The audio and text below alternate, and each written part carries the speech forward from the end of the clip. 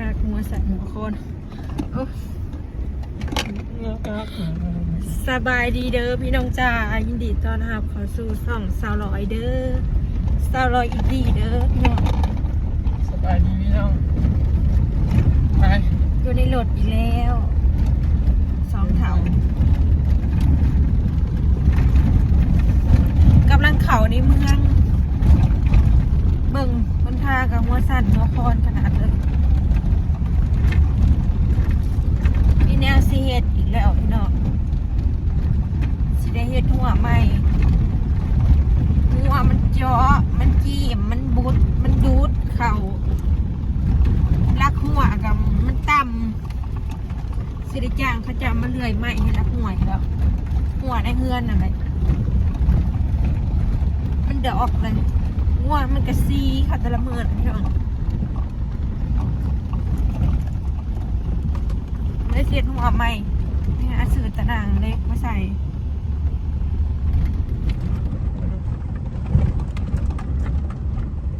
เบิกทางออกเลยนะยามฝนทั้งคืนทั้งขี้ตมสารพัดเนาะ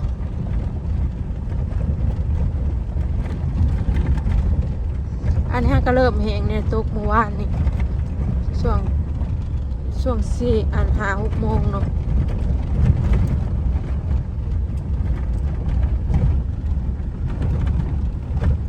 มันเป็นคืนแต่ว่าคืนเลิกเด้ยามฝนตก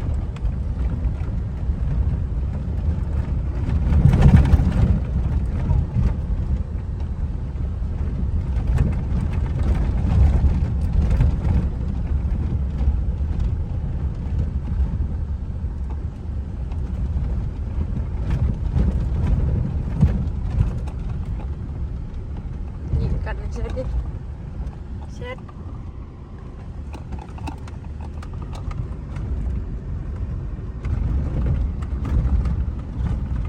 ร้อนกลางคอยเด้อมันหมื่นเธอนี่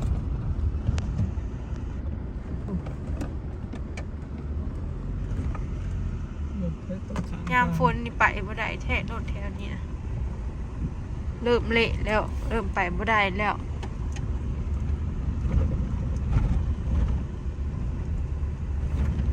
ตีนรถกับเบิร์ดได้นี่นะเฮ้ยตีนรถก็สิได้เปลี่ยนใหม่มีแต่แนวหัวทางบอดติดกันก็พอจะเลื่อนก็สิได้เฮ็ดได้นะ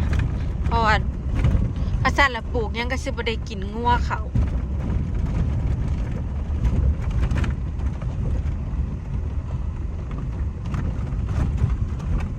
ก่อนอื่นก็ไปหาเสือน้ำจับก่อนกับตะนางเล็ก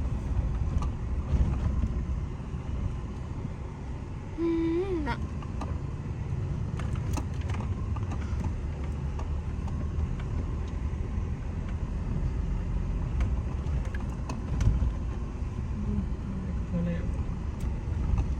แล้วสิไปทางไหน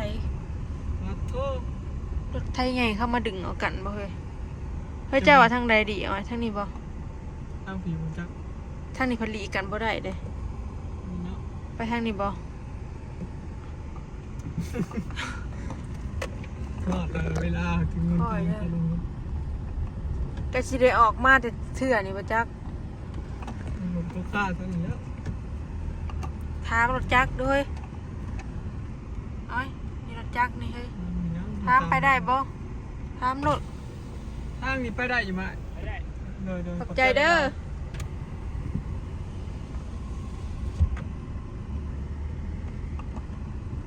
ไปได้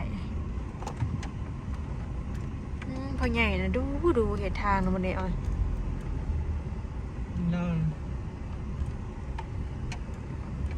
รถมันเบิดทอยมันไหลไปเลยเนี่ยเขามาลาดพี่น้องขายของ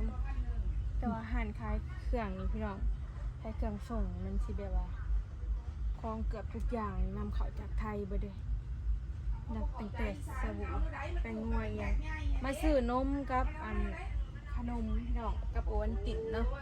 จังหน่อยลงนายามฝนแล้วสิบ่ได้มาเด้อทางมันเปื้อนเนาะจังหน่อยบ่อ่อยไทยหุดไทยเฮ็ดเวียกก็บ่ได้กินนมอยู่นะกับอีแม่เนาะเป็นโอมติดก็เลยมาซื้อไว้พี่น้อง กับอ้อนะให้นี่ให้สปอนเซอร์มานะ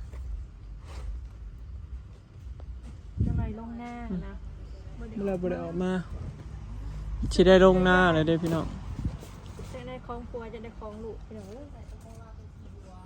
ต้องเตรียมตัว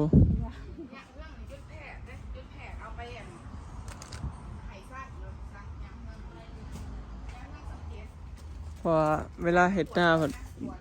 เลี้ยงเฮ็ดหน้าเด้อพี่น้องหิวข้าวหิวหนังก็พอได้กินขนมไปสั่นหิวข้าวจังซี่ เขาได้แบบบำรุงอะนะ กินขนมแกะหิวข้าวเอา พ่อเนาะ นั่นแหละ บดผัด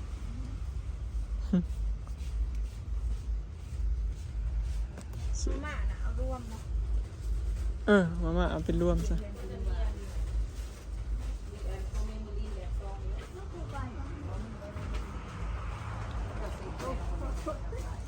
มาม่ารวมนะ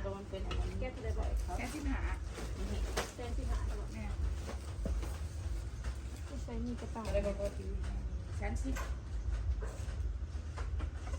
ไม่ก็ให้ราคาเนาะไม่ราคาเนาะ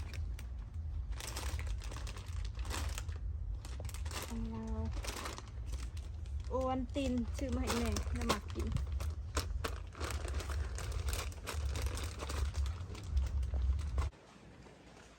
แม่คิวไว้เนาะ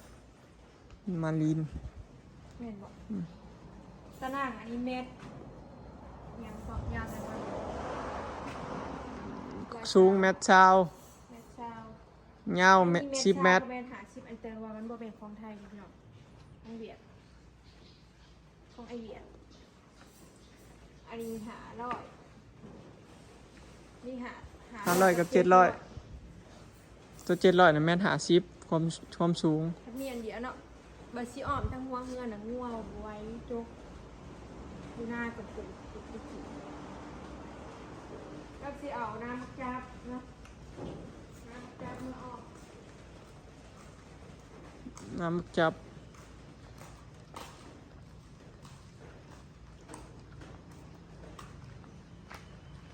แต่ว่าขั้นคองเวียดอะมันสิอ่อนนะเฮ้ยเนาะ ตะนางกับอันนี้คือกันพี่น้องมันสิอ่อน แต่ของไทยมันก็สิแพงนะก่อนเนาะ แพง คงละ สลาย 380 เมตร แพง 250นะ60กว่าเมตรพี่น้องความยาวนี่สิไปอ้อมตัวอันนั้นแหละอยู่หน้านี่ถ้าสั้นน่ะบ่ได้กินพี่น้องเอ้ยปลูกอิหยังน่ะมาซื้อลวดน้ำบ้านเขาเอิ้นน้ำมักจับสั้นน่ะปลูกอิหยังบ่ได้กินทั้งงัวทั้งไก่เลยสิเขาก็เลยสิเฮ็ดไปทีละอย่างในละน้อยก่อนเนาะเอาซ้ำอันบ่ เอา3เกาะนี่พี่น้องเกาะละ300 บาท อยู่ฝั่งไทยบ่ฮู้เท่าไรพี่น้องเนาะอยู่พี่เกาะละ300ตัวถือก็250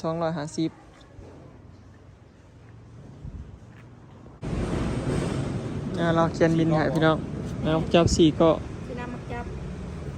ตะนางเนี่ยได้อันเดียวเนาะ เบิด จ้างจะเรืองนะ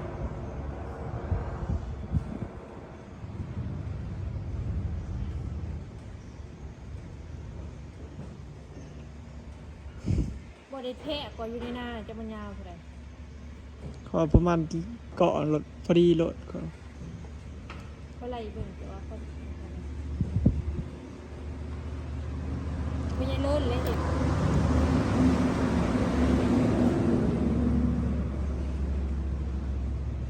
เท่าไหร่ ฟันเบ็ด150 บาท 1,850 บาท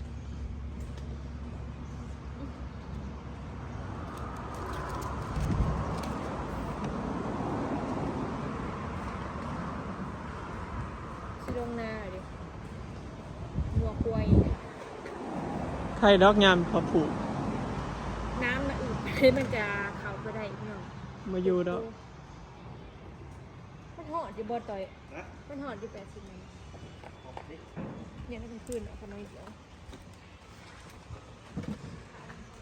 เงินทอนกับพี่น้อง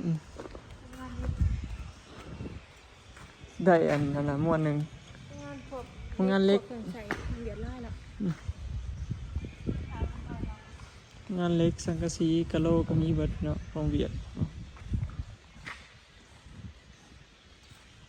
เอาจะโลเบ็ดมันเนี่ยน่าบ่นเลยเต็มรถเนาะเอ้ยกันไก่ทำไมกันเนาะที่ร้านเนาะต้นเป็นห้องเดียวกับเราเบอร์ลงไทย ของไทยอันแพงทบเขิงพู ก็เป็นแผ่น600ก็มีเนาะเห็นไหม ของไทยนะแพงกว่านี้แต่ว่าดีคักของไทย มันสิทูง่ายแล้วก็ดีแบบ สมคนแบบ แต่ดีคนละแบบ แม่นอันนี้มันกระสมราคาถือกันอะ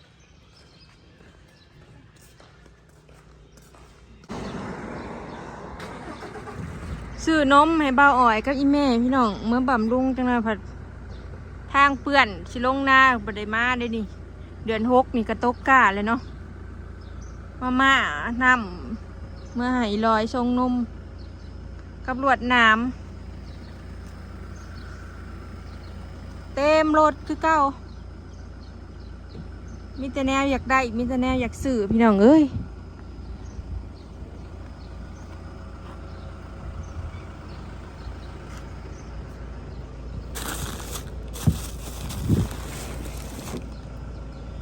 ประแดกแม่บุญล่ำ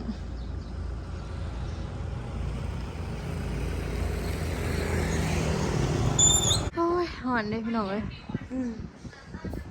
แต่ละมื้อแต่ละเดย์คนบ่อยู่ซื่อๆนะพี่น้องเอ้ยคนคิดหาแต่แนวอยากเฮ็ดนี่แหละเนาะพอเขาก็เริ่มหูชีวิตรสชาติพอเจะของมีครอบครัวเนาะมีลูกมีเต่าก็ฮู้จักจะเฮ็ดนั่นเฮ็ดนี่ได้บัดนี้ฮู้จักจะสร้างนั่นสร้างนี่เป็นของเจ้าของขนาดความหมายนะเริ่มแบบว่าบ่อยู่ซื่อ เริ่มเป็นขี้เรื่อยแล้ว ๆเริ่มเข้าหัวเข้าส่วน เริ่มสิบสนใจอย่างที่เขาพูดเขาส่วนอย่างเดียวแล้วบัด ตะกี้กับเขาเนาะ เขาแล้วไปดูได้ ไปดูปาน เต็ นี้ มร้อยบัดเขาเต็มร้อยเลยได้อพี่น้องบัดนี้ อยากปลูกเนี่ยมันก็ยากมันบ่มีหัวงัวยามแรงนะเพราะว่าบ้านเฮาน่ะปล่อยธรรมชาตินั่นเด้พี่น้อง แม่น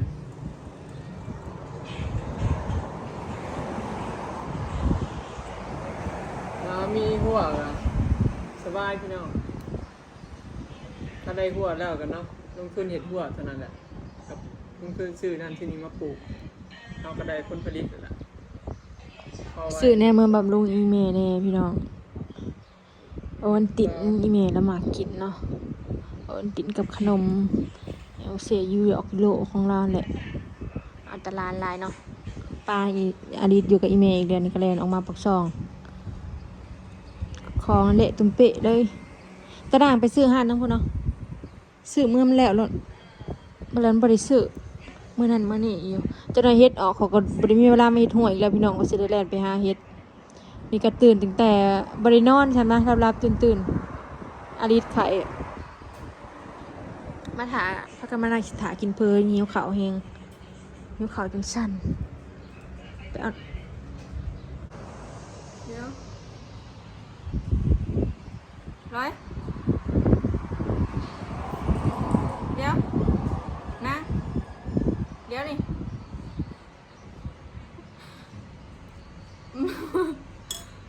ยัง ขี้เล็กคัดถ่วยไหม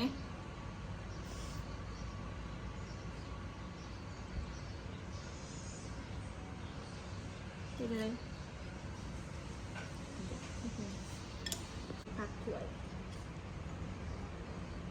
เนาะบัตรอะไร กินก็ค่อย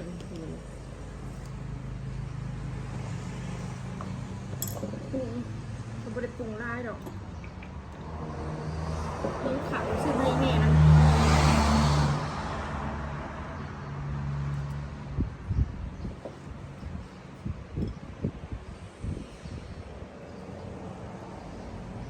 ที่บ่ค่อยได้ถ่ายออกไปถ่ายคลิปอยู่หน้าก็คือแบบท่านออกไปแบบมันใส่เวลาโดดนี่แล้วไปเอาอีดอยผู้เดียวนะพี่น้อง ถ้าถ่ายคลิปเปรียวมันยากนะการถ่ายคลิปเปรียวนะพี่น้องต้องสองคนมันถ่ายได้อยู่แต่ว่าคือเห็นเท่านั้นเนาะผักกัดเนียนสลัดถั่วเสริมพี่น้องเด้อกินเพอมาพอดีเที่ยงเลยอันนี้ก็เบิด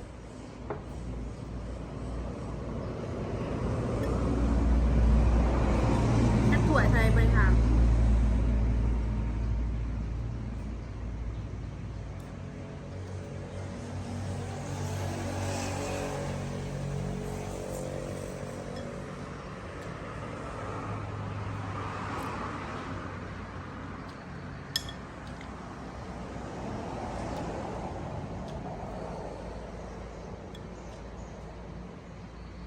ยังฝนตกทางเปื่อนแล้วมันสิออกมาสืบบ่ได้เนาะเพราะว่าเขาจะบ่ได้ไปส่งเลยพี่น้องทางเปื่อนเขาจะบ่ไปส่งประเภทนั้น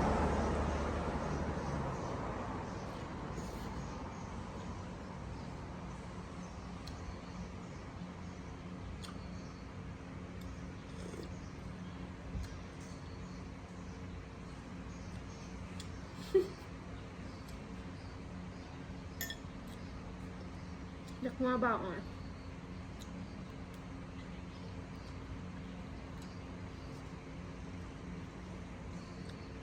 มากินข้าวกันเนาะ